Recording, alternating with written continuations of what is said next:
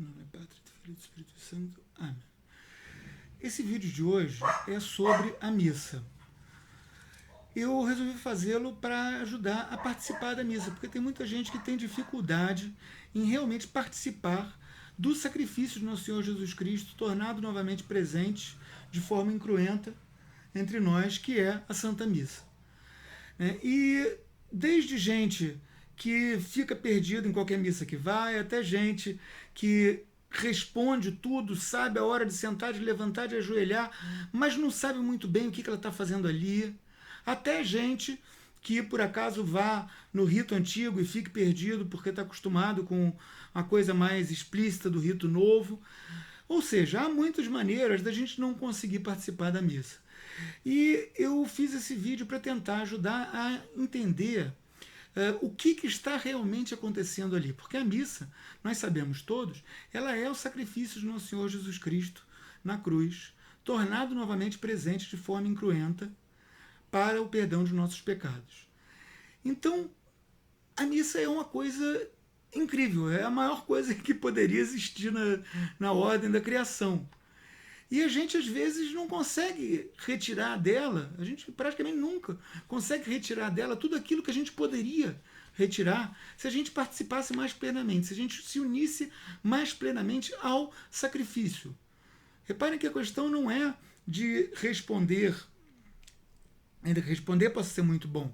A questão não é de sentar, levantar, ajoelhar, ainda que sentar, levantar, ajoelhar estejam mostrando coisas, sirvam até como um instrumento de educação para a gente. A questão, na verdade, é da gente entender o que a missa é, para que a gente possa participar daquilo que ela efetivamente é. O começo da missa, os ritos iniciais da missa, sempre é penitencial.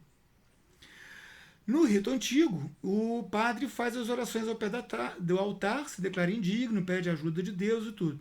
No rito novo não tem essas orações ao pé do altar. O rito antigo é o que hoje se diz a forma extraordinária da missa, que a gente encontra em algumas paróquias, e o rito novo é a dita forma ordinária da missa, o missal de Paulo VI, que de 1970 para cá é o que a gente encontra em praticamente todas as paróquias. No rito novo e no rito antigo, de qualquer jeito, imediatamente após a antífona da entrada, a saudação inicial, a gente já vai para o ato penitencial. Por quê? Porque ali a gente está dizendo aqui que a gente veio. A gente chega no ato penitencial para a gente mostrar o quanto que nós somos pequenos, o quanto que nós somos necessitados da misericórdia divina. E ali nós vamos pedir e nós vamos obter, porque o padre vai rezar uma oração que tem esse objetivo, nós vamos pedir e nós vamos obter o perdão dos pecados veniais. No rito antigo, essa confissão dos pecados é separado. O padre confessa, os fiéis confessam. No rito novo, todo mundo confessa junto. Mas, mesmo no rito antigo, é o mesmo sentido, são as mesmas palavras que o padre usa, que o povo usa. Talvez por isso, para evitar repetições, que no rito novo se concentrou tudo numa repetição só, feita o padre e os fiéis juntos. Ele é composto de duas partes. A primeira é o confiteor. Eu, pecador, confesso. Eu confesso. Reparem, não é nós confessamos. É eu confesso. Por quê? Porque a gente está chegando ali sozinhos. Cada pessoa vinda, levando a sujeira dos seus pés, a sujeira da sua alma, entrando na missa, entrando na igreja, se vendo diante da grandeza assoberbante de Deus, e a gente tão pequeno, e a gente tão miserável, e a gente tão sujo. Então a gente vai fazer como um cirurgião, que antes da operação, ele lava as mãos e ele coloca aquela roupa imaculada. Nós vamos nos confessar e receber o perdão. Rezar o confiteor, confesso a Deus Todo-Poderoso que eu pequei, não foi fulano que me fez pecar, não fui eu que pequei, por minha culpa, minha máxima culpa, eu pequei. Quer dizer, eu vou assumir a minha responsabilidade toda, plena, completa ali naquele momento. E aí eu vou receber absolvição. O padre vai me dar absolvição depois de eu ter confessado os meus pecados. Então todos juntos vão rezar o Kyrie, O Senhor tem de piedade de nós, Cristo tem de piedade de nós, o Senhor tem de piedade de nós. O Kyrie, ele é coletivo. Assim como o Confiteor, eu confesso, é singular, cada um de nós está confessando, o Kyrie, ele é sempre coletivo. Todo mundo, junto, está pedindo a Deus que tenha piedade de nós. Por quê? Porque essa piedade que Deus tem de nós não é pelos nossos méritos, é pelos méritos de todos os santos, que junto com a igreja toda estão ali, naquele momento, rezando. Senhor, tem de piedade de todos nós, a igreja toda. Os santos, na glória, eles estão pedindo por nós. Nós, aqui na igreja militante, estamos pedindo uns pelos outros. E às vezes tem alguém ali que é realmente muito santo. E essa pessoa, só o pedido dela já vai estar ajudando infinitamente muitas outras pessoas que não têm aquela santidade, que não têm aquela proximidade toda com Deus, aquela perfeição toda dela. Né? Então, depois desse Confiteor singular, a gente tem o Kyrie coletivo. Depois do ato penitencial, que mostra o quanto que nós somos pequenos, nos domingos e festas, em geral, vem o Glória, que mostra justamente como Deus é grande. Né? A gente é pequeno, Deus é grande. Ele está ali justamente para dar essa proporção. Na Quaresma, agora, a gente não reza, como também não reza no Advento, como forma de ressaltar essa nossa indignidade. Porque o tempo da Quaresma, ele é, na verdade, um ato penitencial que dura 40 dias. A Quaresma é um tempo penitencial. A Quaresma é um tempo durante o qual a gente deve repetir diante de Deus: confesso a Deus Todo-Poderoso e a vós, irmãos e irmãs, que pequei muitas vezes, por pensamentos e palavras, atos e omissões, por minha culpa, minha máxima culpa. A gente vai repetir isso para nós mesmos ao longo de toda a Quaresma. E nós vamos completar isso pedindo: Senhor, tem de piedade de nós. Cristo tem de piedade de nós. Senhor, tem de piedade de nós. Isso é a Quaresma. Um ato penitencial que dura 40 dias. Depois da Quaresma, nós vamos ter uma liturgia eucarística, que é a Páscoa. Mas agora nós estamos nesse ato penitencial gigante, que é o tempo da Quaresma. Depois do Glória, se houver, se não depois do Kyrie, vem um momento em que a gente junta toda aquela multidão de pessoas que chegou ali, cada um andando sozinho, cada um rezou sozinho: eu, pecador, confesso a Deus Todo-Poderoso. Chegou o momento de coletar todos juntos. Então essa primeira oração é dita coleta. É a oração da coleta, é a oração que junta a todos num corpo místico único que adora a Deus. É um momento que se une todo mundo, que todo mundo entra, digamos, na sintonia daquela missa. O texto da coleta tem sempre alguma coisa que nos fala do tempo que você está vivendo, das leituras que vão vir. Ele já é todo ligado ao corpo daquela liturgia que vai ser celebrada, como forma de fazer a gente entrar ali. Depois da coleta, começa a liturgia da palavra. O que é a liturgia da palavra? A liturgia da palavra é um momento em que acontece uma coisa muito, muito, muito interessante, que é uma comunicação dupla. Deus se comunica com o homem pela Sagrada Escritura, que é lida ali, e ao mesmo tempo o homem se comunica com Deus pela Sagrada Escritura, que é lida ali. Por quê? Porque a Sagrada Escritura, ela é filha da igreja. A igreja, inspirada pelo Espírito Santo, escreveu aqueles livros todos que vão ser lidos ali. Então a igreja apresenta a sua dádiva, inspirada por Deus, ao próprio Deus, na liturgia da palavra. Quer dizer, não é apenas uma leitura que é feita de Deus para nós, que já seria muita coisa. Não é apenas isso. É também a apresentação que a igreja faz desse seu fruto magnífico, que é a Sagrada Escritura, sendo ofertado novamente a Deus. As leituras são compostas basicamente de duas partes. Primeiro, uma leitura, ou duas leituras, no caso da Missa Nova, aos domingos, e um salmo. E a segunda parte é o Evangelho. Vamos tratar disso separadamente. Essas leituras, essa primeira e segunda leitura, no caso do domingo, na Missa Nova, deve ser feita por um leitor. O que é um leitor? É alguém que recebeu o leitorato. É um ministério que o bispo pode dar a qualquer homem de boa fé, boa índole, boa vontade, que saiba falar bem, claro. É um que antigamente se chamava uma ordem menor, e hoje em dia, para não confundir, para as pessoas não acharem que faz parte do sacramento da ordem, como faz parte do sacramento da ordem o diaconato, e o presbiterato e o episcopado, para não acontecer essa confusão, a gente chama hoje em dia de ministério. Muitas dioceses vêm conferindo leitorato a homens capacitados, que é uma boa coisa fazer, porque aí eles podem ajudar na celebração da Santa Missa, fazendo justamente a parte que lhes compete das leituras, que se não tiver um leitor, as razões pastorais podem levar a chamar alguém do povo para ler, famosas razões pastorais, né? Mas todo padre é leitor, quer dizer, se for ver estritamente, estrito senso, o padre poderia fazer todas as leituras da missa. Na missa antiga, normalmente é o padre que faz. A primeira leitura é dita na missa antiga uma epístola, na nova é dita um profeta, porque na nova ela é em geral tirada do Antigo Testamento. Depois disso vem o gradual, que é um salmo, que pode ser cantado, ou pode haver um salmo responsorial na missa nova, que é um negócio bem interessante, que a gente alterna, como se faz na liturgia das horas, a gente alterna um verso do salmo, um antífono, uma estrofe do salmo, um antífono, uma estrofe do salmo, um antífono.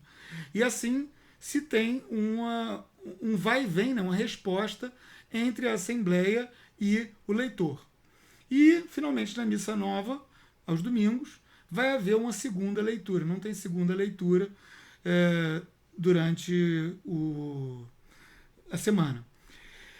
A segunda leitura se diz que é a leitura do apóstolo, porque ela, em geral, vai ser um texto de uma epístola. A primeira leitura que era epístola, né? Então, muitas vezes, quando a liturgia antiga foi transportada, as leituras foram transportadas de maneira mais ou menos intacta, a gente vai encontrar o que era a única leitura na missa antiga como segunda leitura na missa nova.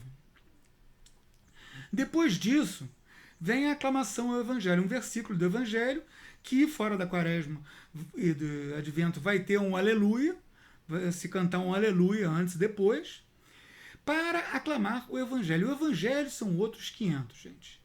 O Evangelho, para começar, ele é lido pelo diácono. O papel principal do diácono é esse. O diácono lê o Evangelho. Se não houver diácono, aí o padre lê o Evangelho.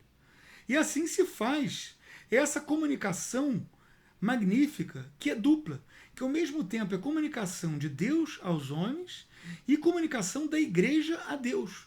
Tanto que no rito antigo as leituras são feitas virado para o altar. O padre está virado para o altar quando ele faz as leituras. Depois ele pode traduzir em vernáculo, mas em geral ele vai fazer a leitura em latim virado para o altar. Por quê? Porque ele está apresentando aquele fruto da igreja para Deus. Ele está ofertando aquele fruto da igreja para Deus. Depois do Evangelho, pode vir a homilia. Aos domingos, sempre deve haver. Pelo menos no rito novo.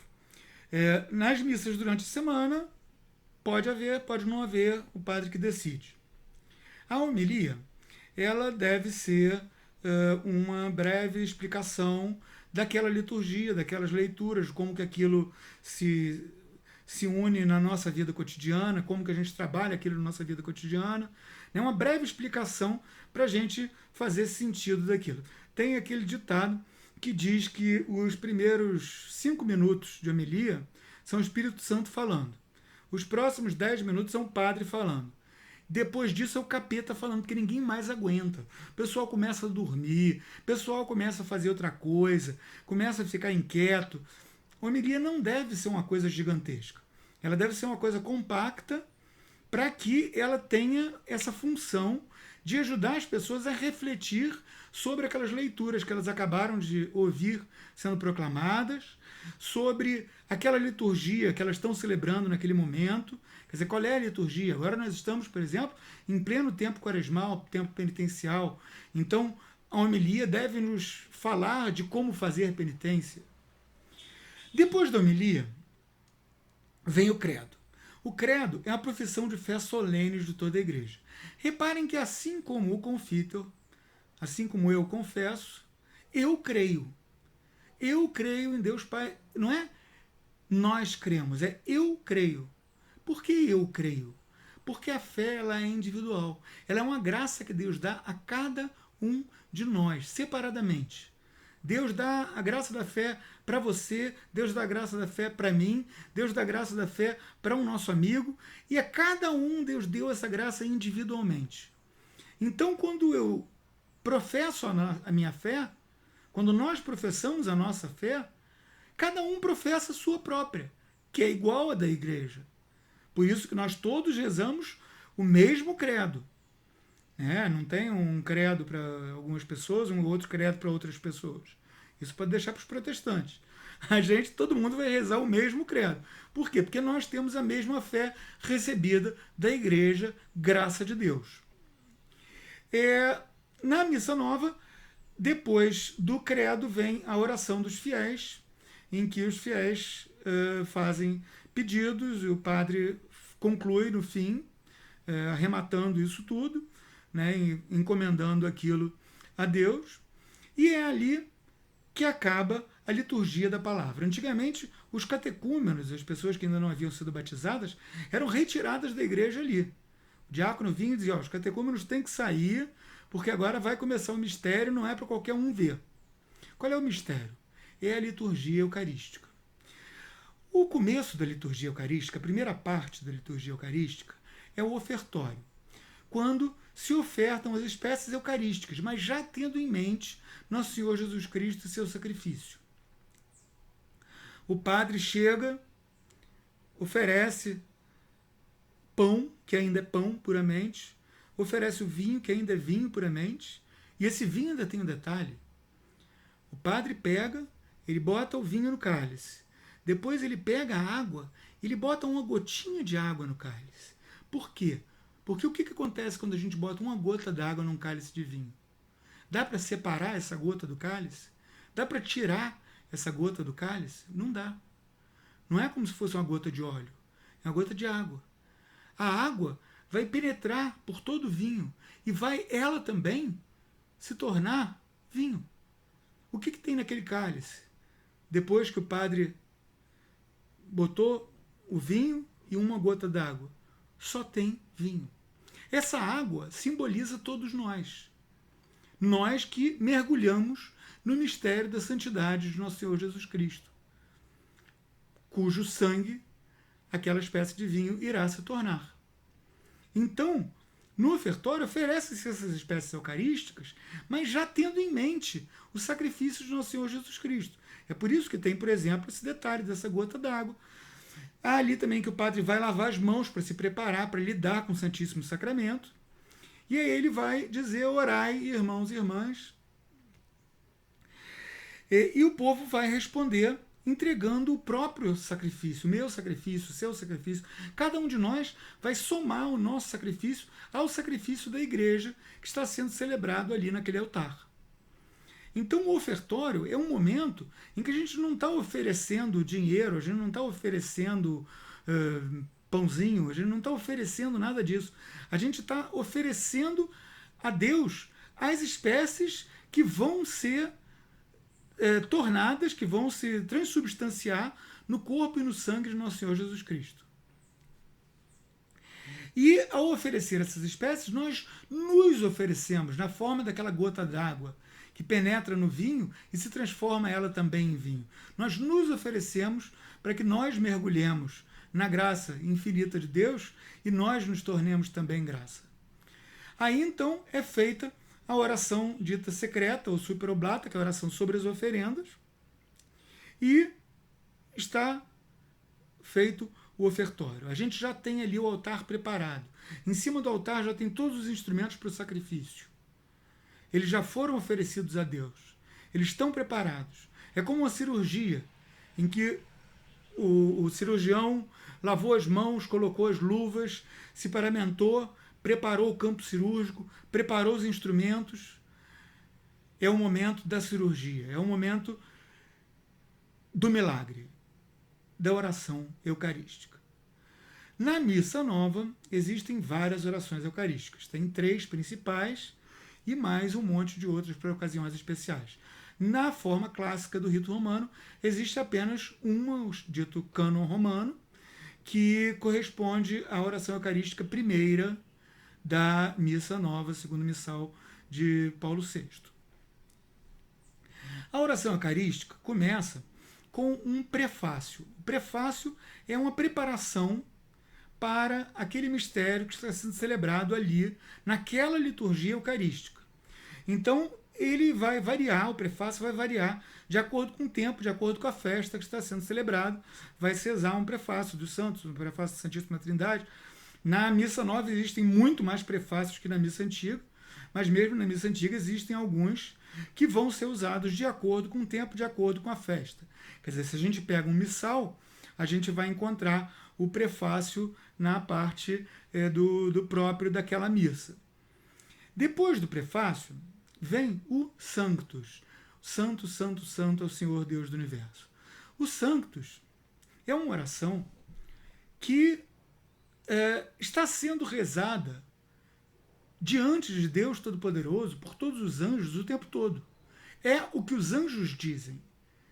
Então, quando nós dizemos essas mesmas palavras, nós estamos nos unindo a todos os anjos e a todos os santos nesse louvor, nesse glória que é dado a Deus pelos santos.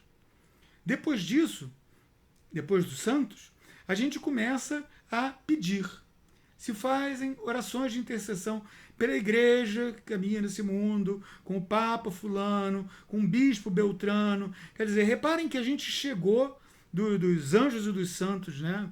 Do céu, da expressão mais alta da nossa fé, a gente pulou para uma coisa extremamente pão, queijo, que é a igreja nesse mundo, com o Papa Francisco, com o Bispo Gregório. Por que isso? Porque a igreja nada mais é que a consequência da encarnação do Verbo. Deus se fez homem, o Verbo se fez carne. E assim a igreja é presente no mundo. A igreja não é uma coisa flutuando lá no céu, invisível, não. A igreja é presente, visível, composta de homens que pecam, que suam, que fedem às vezes, e homens que precisam das nossas orações. Vocês imaginem o quanto que um demônio não deve tentar um bispo, quanto que os demônios não devem tentar o Santo Padre. Pois bem, eles precisam das nossas orações, a igreja toda precisa das nossas orações, porque a igreja somos nós. Nós sabemos o quanto que a gente é fraco, o quanto a gente é capaz de pisar na bola, né? Então vamos multiplicar isso por 1 bilhão de pessoas e a gente tem mais ou menos uma noção do tamanho do buraco e da necessidade de orações pela igreja. Se vai fazer também, ali ainda no começo da oração eucarística, uma memória dos santos, e aí finalmente vai vir o ponto central de toda a Santa Missa, que é o sacrifício de Nosso Senhor Jesus Cristo. O que é o sacrifício? O sacrifício de um bicho, por exemplo, como se fazia no templo antigamente, como hoje em dia ainda se faz em religiões animistas africanas, os caras matam a galinha preta, coisa assim.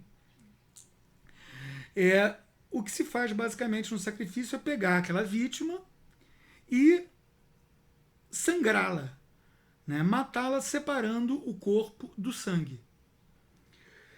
E é isso o que se faz na consagração. Só que a vítima é a mesma que é o sacerdote. A vítima e o sacerdote, naquele momento, são o Nosso Senhor Jesus Cristo. O padre consagra agindo na pessoa de Nosso Senhor Jesus Cristo. Não é mais o seu Zé, que é padre, que está ali. É Nosso Senhor Jesus Cristo. Por isso que ele diz, este é o meu corpo, quando ele consagra a espécie de pão. Por isso que ele diz, esse é o cálice do meu sangue, quando ele consagra a espécie de vinho. mas ele ainda é aquela pessoa. Então ele vai ajoelhar diante da espécie de pão recém-consagrada, o corpo separado do sangue. Depois ele vai ajoelhar diante da espécie de vinho recém-consagrada. Hoje, Nosso Senhor já está reunido, né? O corpo dele não está mais separado do sangue. É por isso que as sagradas espécies, elas são o corpo e o sangue de Nosso Senhor Jesus Cristo. Tanto a espécie de pão quanto a espécie de vinho. São o corpo e o sangue de Nosso Senhor Jesus Cristo. Mas, para que se possa ofertar o sacrifício, que se faz essa consagração em separado do corpo e do sangue. Porque assim se está fazendo essa separação do corpo e do sangue. É como o momento em que São Longuinho foi lá com a lança dele e furou o lado de Nosso Senhor, e do lado de Nosso Senhor saíram sangue e água. Então, a consagração é o momento mais solene de toda a criação. Por que momento é esse? É o momento do sacrifício de Nosso Senhor Jesus Cristo na cruz, tornado novamente presente.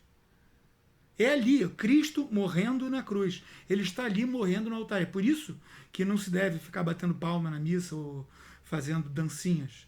Porque a gente está diante do sacrifício do Calvário. Quem é que estava dançando no Calvário? Nem os romanos dançavam no Calvário, nem os judeus dançavam no Calvário.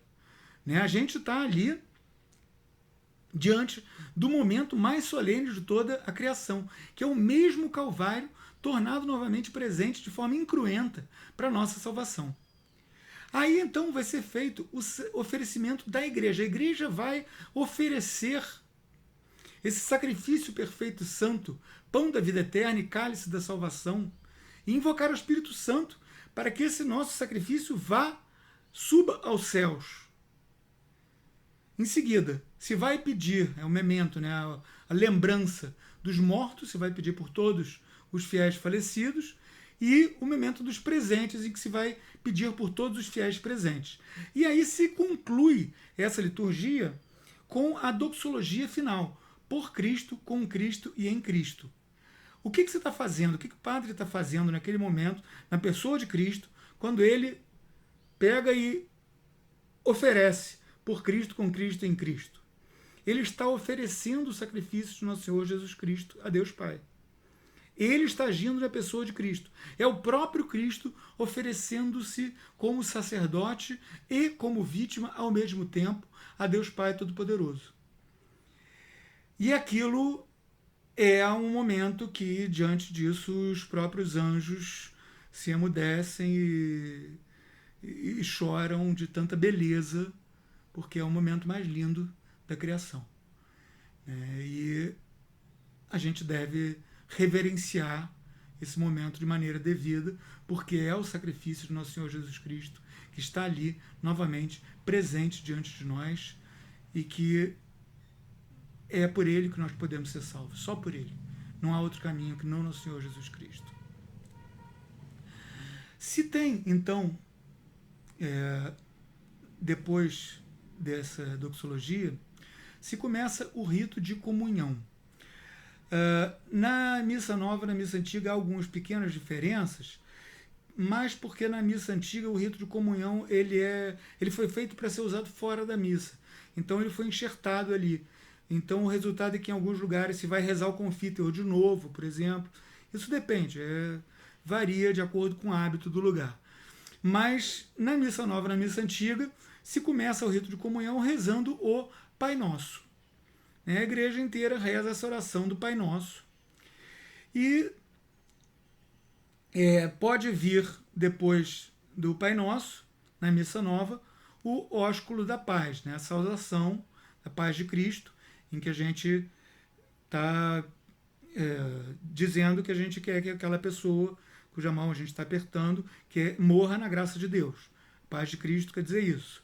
Quer dizer a pessoa chegar ao fim de sua vida na graça de Deus. É um momento para a gente solenemente se reunir com pessoas com quem a gente teve desavenças e brigou, aquele irmão que a gente não está mais falando. Naquele momento a gente vai lá dizer paz de Cristo, que quer dizer eu espero que você morra na graça de Deus, eu espero que você seja salvo, você seja contado entre os salvos e que você persevere até o fim. Isso é a paz de Cristo, essa paz do estado de graça, da perseverança até o fim. Então o padre vai quebrar a hóstia, aquela hóstia grande que ele usa, né? Ele vai quebrar aquela hóstia e ele vai apresentar o pão quebrado, que não é mais pão. Se tiver pão na igreja naquele momento, é porque alguém passou na padaria antes e levou, está na sacola debaixo do banco. Porque o que nós temos ali é o corpo e o sangue de nosso Senhor Jesus Cristo, que se fez reconhecer na fração do pão pelos discípulos de Emaús. Eles foram andando com ele, ele foi explicando toda a Sagrada Escritura para eles, e cadê que eles entendiam? Cadê que eles entendiam? Até que quando ele partiu o pão, eles perceberam. Então, quando se parte a espécie eucarística de pão, que é nosso Senhor Jesus Cristo, se diz, o padre anuncia, quem é que está ali? É o Cordeiro de Deus. E nós vamos dizer, Cordeiro de Deus, que tirais os pecados do mundo, tende piedade de nós. Nós vamos repetir esse pedido e nós vamos pedir ao Cordeiro de Deus que nos dê paz. Aí o padre vai apresentar, este é o Cordeiro de Deus. Este é aquele que tira os pecados do mundo. E aí a gente vai mais uma vez, voltar lá no comecinho. A gente vai reafirmar a nossa indignidade. Senhor, eu não sou digno. Na missa antiga, 3 vezes, que se diz, Dominus non sum dignus. Senhor, eu não sou digno. Se diz por 3 vezes. Na missa nova se diz uma vez só, mas diz com vontade. Por quê? Porque a gente está reafirmando a nossa indignidade. Lembre-se que a gente viu o começo da missa, é aquele começo de nós nos levantarmos da nossa indignidade. Pelo ato penitencial, a gente se reconhece indigno, e aí a partir daí a gente vai subindo aos pouquinhos, como eu comparei um cirurgião que lava as mãos e bota luvas e bota aqueles paramentos cirúrgicos todos e seus instrumentos e prepara o campo operatório, né? Quer dizer, nós nos preparamos para essa operação espiritual, que é a Santa Missa, e ali acontece o sacrifício. Nós estamos diante do próprio Deus, gente. Deus está ali, em cima do altar. É o próprio Deus. É Ele, o Filho da Santíssima Virgem Maria. É o mesmíssimo corpo, o mesmíssimo sangue que andaram pelas estradas da Galiléia e da Judéia. É o mesmíssimo corpo, o mesmíssimo sangue que pendeu da cruz. É Ele que nós recebemos no Santíssimo Sacramento. É Ele que naquele momento está ali, em cima do altar. É Ele que o Padre eleva e nos diz, eis o Cordeiro de Deus. O que mais que a gente pode dizer? Eu não sou digno.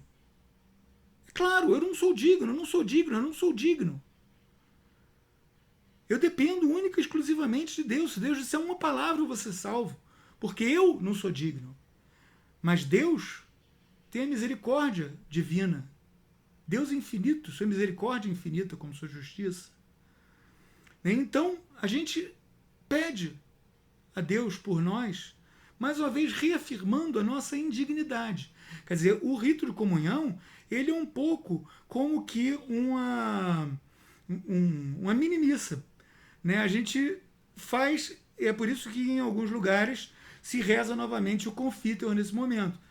Se reza novamente, eu confesso ao Deus Todo-Poderoso, Pai da absolvição, porque ali a gente está voltando para o começo da missa e depois passando diretamente para o momento da adoração na comunhão eucarística. O que é a comunhão eucarística? O sacrifício, sempre, a carne do animal sacrificado sempre foi consumida pelo sacerdote que oferecia aquilo. Às vezes, era permitido ao povo partilhar de alguma parte da carne do animal sacrificial. Até hoje isso acontece assim nas religiões que fazem sacrifícios de animais que não são mais necessários, que nunca funcionaram, mas não tem mais absolutamente chance nenhuma de funcionar, nem de ser bom depois da morte de nosso Senhor Jesus Cristo na cruz.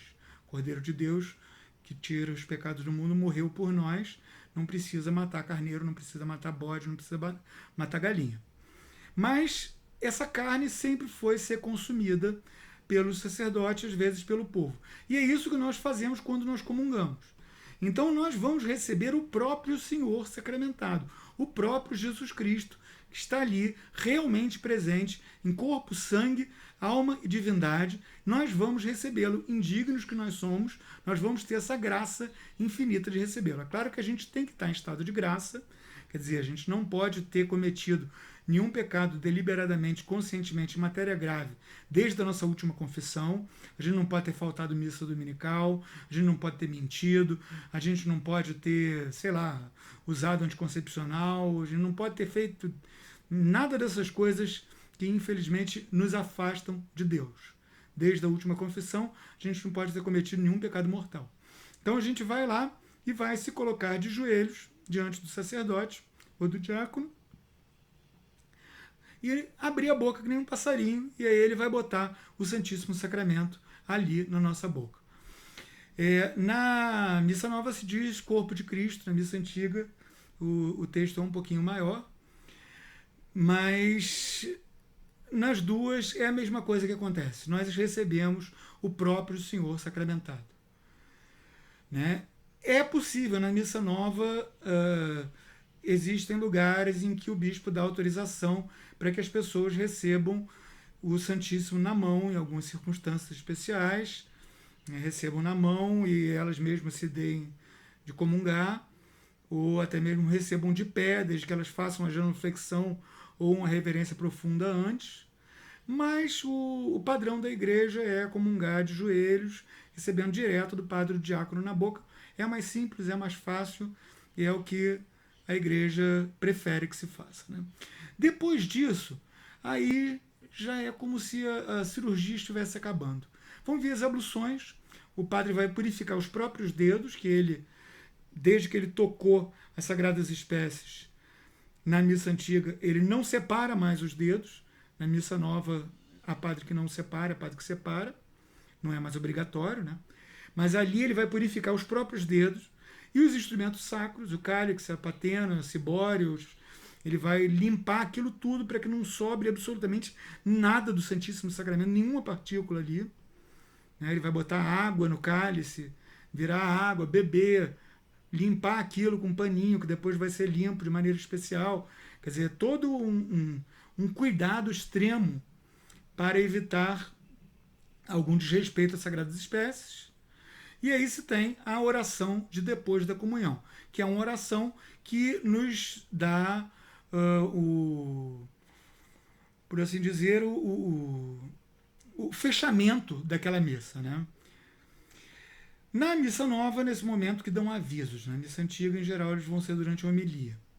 E aí, finalmente, se vai ter a bênção final, em que o padre vai dizer: Ite missa est, ide, vocês estão sendo enviados. É a tradução literal. Ide, este é o envio. Vocês estão sendo enviados. Vocês são missas, eu costumo dizer. Vocês estão sendo emitidos, vocês estão sendo enviados para o mundo.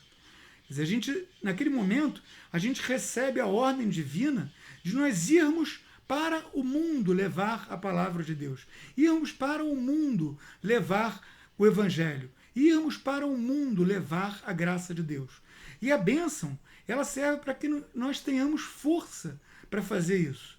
Para que, alimentados pelo Santíssimo Sacramento, como nós rezamos na oração depois da comunhão, né? O padre reza, a gente diz amém, a gente tenha força de ir para o mundo levar o Evangelho. E aí ocorre a bênção final. Na missa antiga ainda tem um último evangelho, que é o começo do Evangelho segundo São João. No princípio o verbo era Deus, o verbo estava com Deus, e o verbo se fez carne, todo aquele comecinho do Evangelho segundo São João, que é muito bonito. Na missa antiga se reza esse último evangelho depois da bênção final. Na missa nova ela acaba na bênção final mesmo. A bênção final e o ite missa est, ide, esta é a despedida. Traduzindo ao pé da letra. Né? Então, gente, isso que eu procurei descrever de maneira breve é o que está acontecendo ali na missa. É muito importante a gente entender o que está acontecendo para que a gente possa se unir ao que está acontecendo e participar daquilo de maneira eficaz. A gente possa estar junto de Deus no sacrifício da missa, oferecer o sacrifício junto com o sacerdote, o nosso sacrifício junto com o sacrifício do sacerdote, nos unir às orações de toda a igreja e, em suma, fazer com que aquele ato litúrgico, que é um ato de culto de toda a igreja, se torne também ato nosso, para que nós realmente participemos daquilo tudo que eu acabo de descrever, para que nós realmente participemos da Santa Missa. Eu espero que esse vídeo tenha funcionado, espero que ajude vocês. Peço as orações, se puder rezar uma Ave Maria por mim, eu agradeço.